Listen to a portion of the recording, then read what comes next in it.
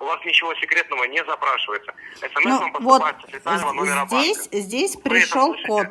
Сказали никому его не говорить. Хорошо, да, я вас Я вам слышу. объяснил, я являюсь сотрудником службы безопасности. Фамилия, Вам сказали не имя, говорить скажите, сотруднику пожалуйста, банка. сотрудник. Вы мне слова не даете сказать. Скажите свое фамилия, имя. Теперь вы хотите изменить мой пин-код, запрашивая. Я сейчас вам говорю Я вас код. запрашивал пин-код. Вы запрашиваете на изменение пароля. Если необходимо, я вас соединю со старшим специалистом, который корректно отклонит данные списания. Соедините. Вас беспокоит старший специалист финансового отдела Белов Руслан Сергеевич. Руслан, очень приятно. Сейчас побудьте на линии минуту. Да, вам пришло смс, никому не говорите код, даже сотруднику банка. Вы меняете пароль на Каспий KZ.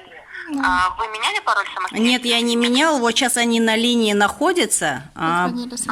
Служба СБ говорит, якобы с моей карты переводится некая сумма. И ты умрешь, от СПИДа. Тебя найдут мертвой на улице.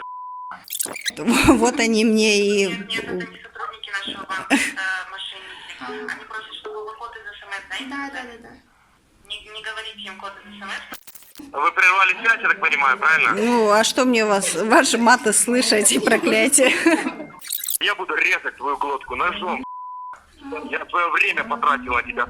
Я не буду опускаться до вашего уровня. Вы, видимо, психологически чуть-чуть невменяемые. Идите к врачу, обратитесь, подлечите.